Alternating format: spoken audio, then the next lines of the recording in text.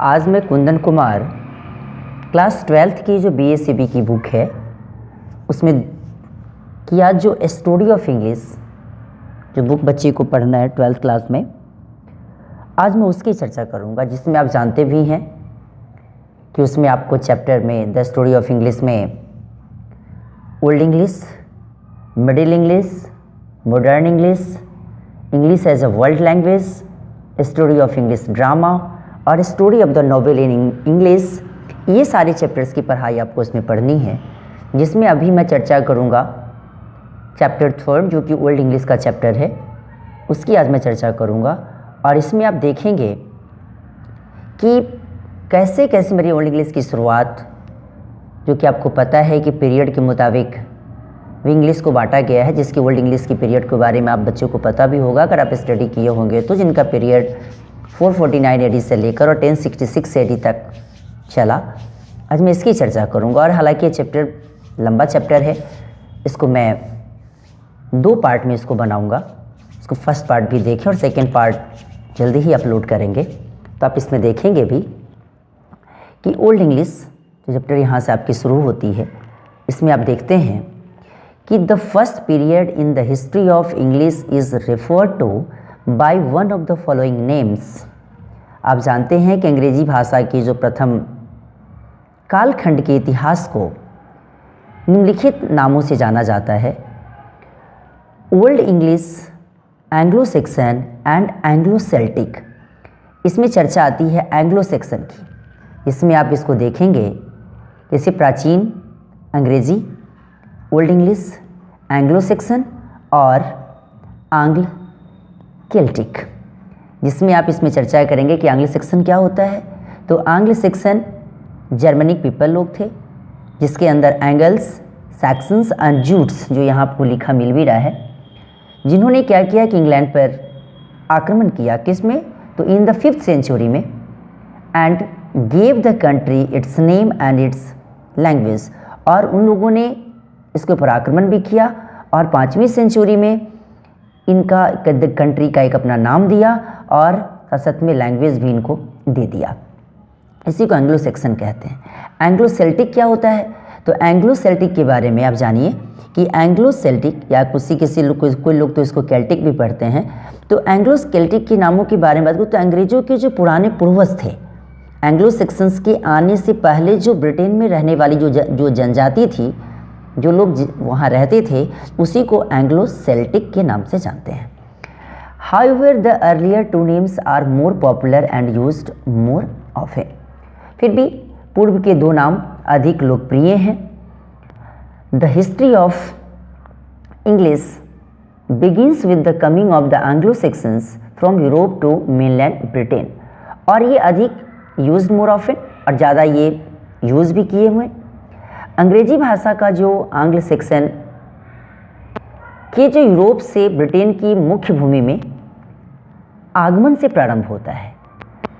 This period is from AD 449 AD to AD 1066, जो कि आप जानते हैं कि ओल्ड इंग्लिश का पीरियड कब से कब तक था, तो 449 से लेकर और 1066 AD तक है। जो बच्चे AD का मतलब जानते भी हुए, जिसको हम एनो डोमिनी के नाम से जानते हैं।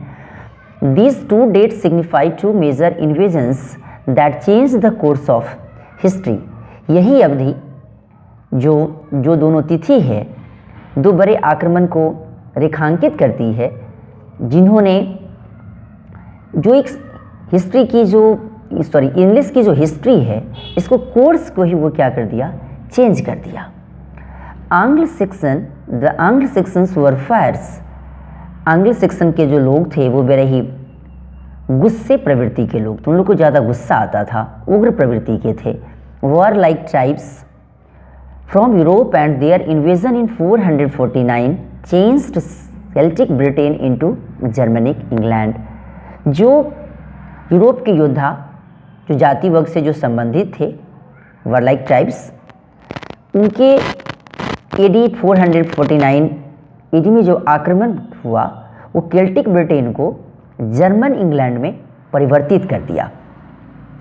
The Norman conquest in AD 1066 resulted in the infusion of a large number of French words into the vocabulary of English from Europe to mainland Britain। अब ये 1066 में नॉर्मन विजय का परिणाम resulted in the infusion of the large number of French words, जो कि the Norman conquest. ये Norman क्या है, तो एक प्लेस है जो उन लोगों का, जो नॉर्मन जाति का जो विजय हुआ, वो उसका परिणाम यूरोप के ब्रिटेन में अंग्रेजी के शब्दकोश में बृहद संख्या में फ्रांसीसी शब्दों के रूप में से मिला दिया गया। क्योंकि यहाँ देख भी रहा, resulted in the infusion. Infusion का मतलब संचार होना या मिश्रण होना, बहुत सारे वर्ड्स, फ्रेंच वर्ड्स उसमें मिलाकर रख दिया गया। The relationships between the Celts and the invaders is difficult to describe accurately, but they seem to have settled down side by side in more or less peaceful contact with the Anglo-Saxons and combined to produce 7 kingdoms known as the Anglo-Saxon Heptarchy।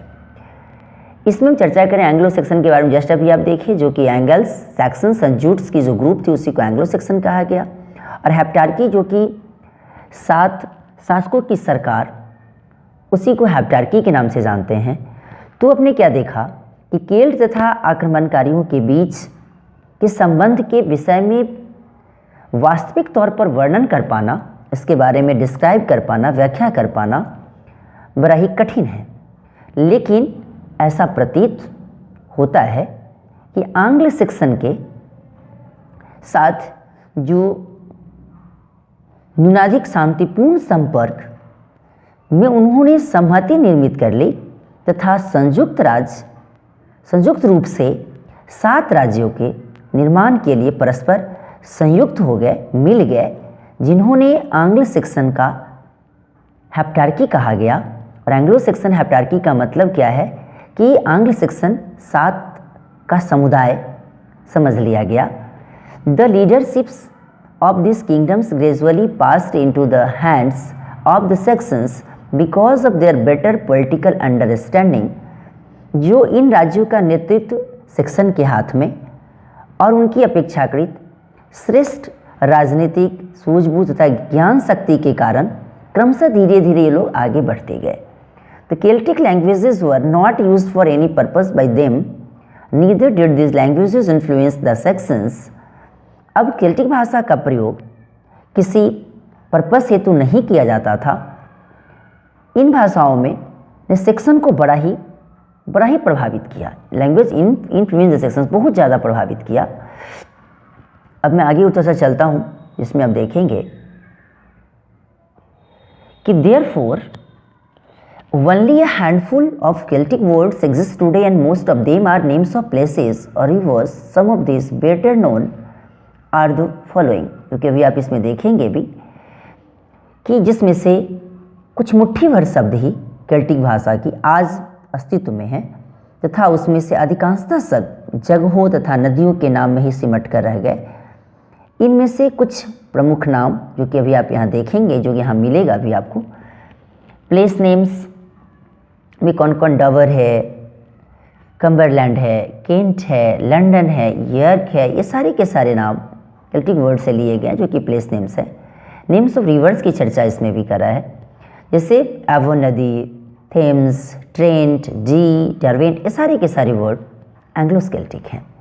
Some traces of Britain's Celtic past are also preserved in the first level of the names of some towns and districts in present day England. ये Britain के Celtic अतीत के कुछ अवशेष भी आज भी आपको मिलेंगे, जैसे जो उसके first level of the name of some towns, कुछ ऐसे टाउन्स हैं, कुछ ऐसे डिस्ट्रिक्ट्स हैं जो आज भी प्रेजेंट डे इंग्लैंड में, उनका भी पहला लेवल के रूप में जब देखेंगे तो इनका नाम केल्टिक वर्ड शब्द से ही बनता हो प्रतीत होता है, जो आज भी सुरक्षित हैं वहाँ।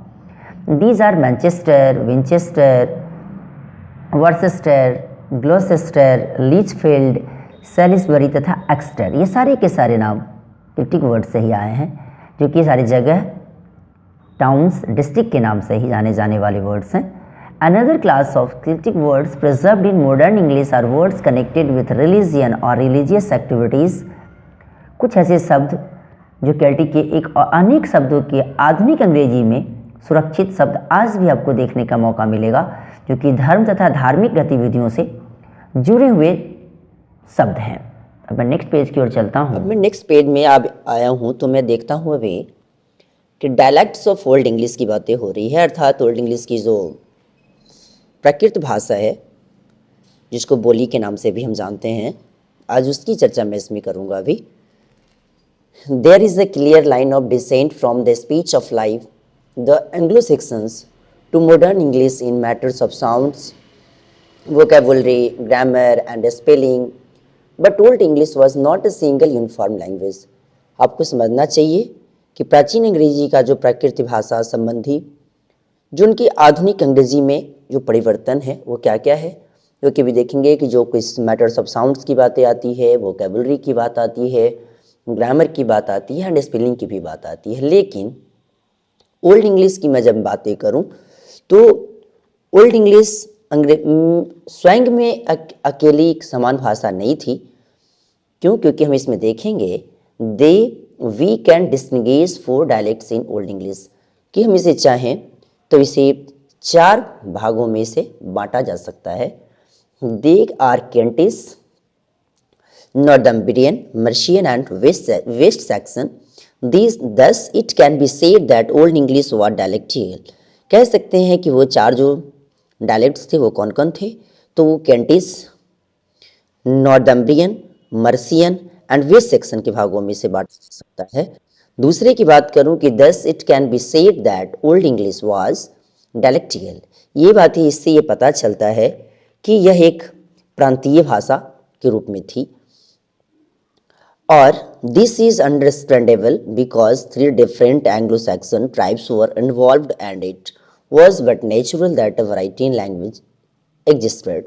क्योंकि ये समझने योग्य बातें भी हैं। This is understandable क्योंकि इसमें 3 भिन्न भिन्न एंग्लो सैक्सन जनजातियाँ ट्राइब्स परस्पर मिली हुई थी और यह बिल्कुल स्वाभाविक है कि भाषा में विभिन्नता वर्तमान भी अभी भी आपको देखने का मौका इसमें मिलेगा। अब इससे नेक्स्ट वीडियो में मैं इसका रेस्ट पार्ट है उसको मैं डालूंगा, और ये वीडियो आपको कैसा लगा इसके बारे में लाइक, सब्सक्राइब एंड कमेंट करना ना भूलें। और ये 12th क्लास के बच्चों के लिए, जो बच्चे BSc में पढ़ते हैं, उनके लिए बहुत ही मोस्ट इंपॉर्टेंट चैप्टर है। इससे एक नए क्वेश्चन निश्चित है कि MCQ वाले में आते ही आते हैं, उसे गौर से पढ़ें। Thanks a lot.